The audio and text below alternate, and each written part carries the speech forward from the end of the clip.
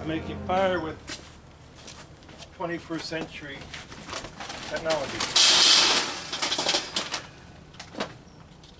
More about this later.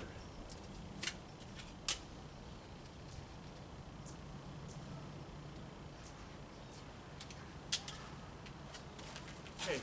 Char cloth starts its life as cloth. It's essentially cloth that has been charred. The best kind of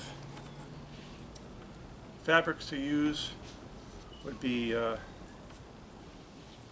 fiber-derived fabrics such as cotton, linen, hemp.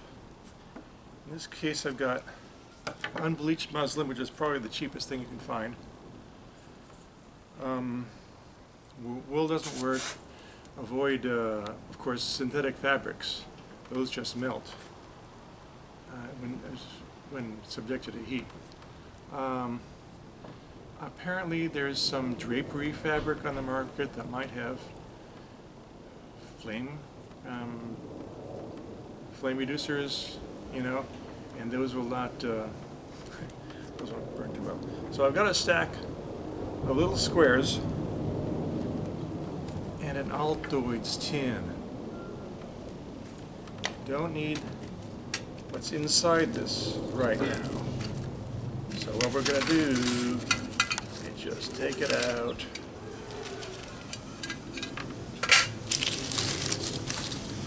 Put that in the Altoids container. Except a couple of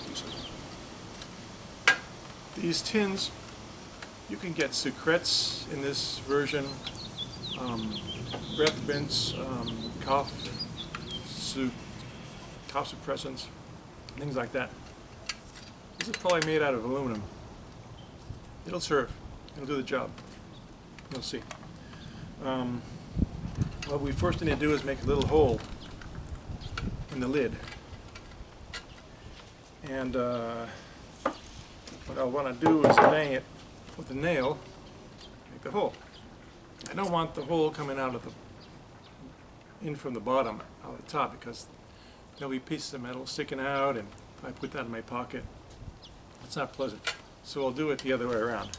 Here's how I'm doing it. A little piece of wood, stick the lid on top of that, stick the nail on top of that, bang it through,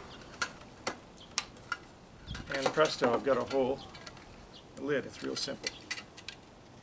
And the unbleached muslin that I've cut up, it doesn't have to be exactly the size of the tin. Doesn't hurt, but it'll serve as long as it's not wadded up too badly. You'll be able to get it out later on. So there it is. The cloth is inside the Altoids tin, a little hole there, and we're going to take this to the fire. And we're back to the 21st century fire. Got my Altoids tin filled with cloth. I'm just going to stick it in the charcoal.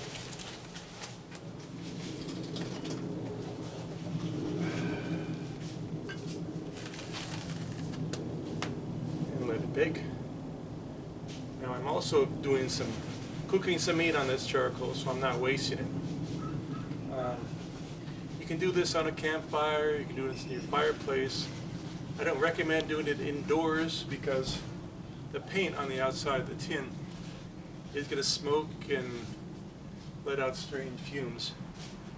I don't think you'd enjoy that. So if you have a chance to have a charcoal grill fire, make a little meat on the weekends. So that's gonna work. The Altoids tin and the charcoal fire. It started to smoke a little bit. I think we can see it from the other side of the better. It's starting to smoke a little bit. And that is simply the paint that's starting to burn off. If you look at the center here, this is where the hole is. And in time we're going to see a little column of smoke coming out of that little hole there. That's how we know it's working.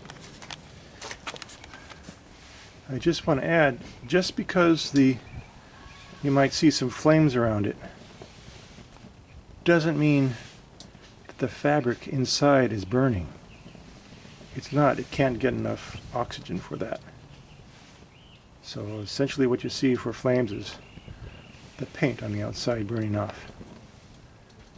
It's probably a plastic of some sort. This is very almost identical to the making of charcoal, which is basically burning wood without having enough oxygen for it to combust completely. Incomplete combustion. That's our little mantra here. Come back when it starts burning. Okay. Looks like the smoking is stopped. Taking this out. Place it on the heat sink. Cool it off. And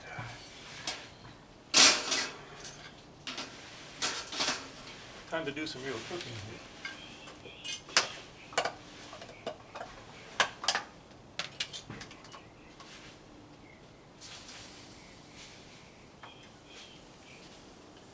Pull this up when we have once it's cooled off a little bit.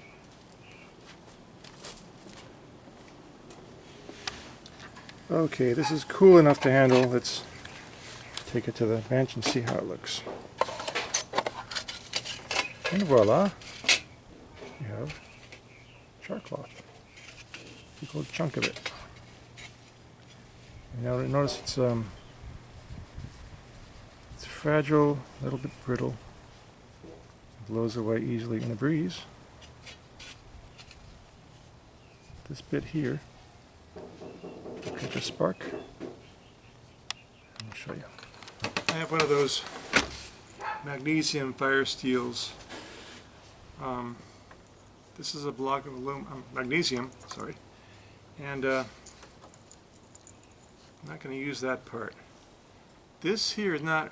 They call it flint, but it's not really flint. It's actually ferrocerium, but it's easy to throw a couple sparks off of it.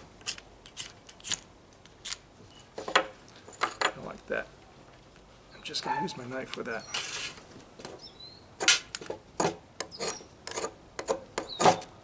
There we go. And already there's activity on the cloth. Sparks are turning into hard to see in the sunlight. This is already smoldering and burning, and it continues for a while. You've got a few minutes, not a minute, but several seconds before it finishes burning it out. So this is continuing the combustion process that was stopped when we made the charcloth. It's still, that's pretty much it. It's all burned out. Oh, there's a little bit. It's so that's how long it'll sustain a spark as a glowing ember.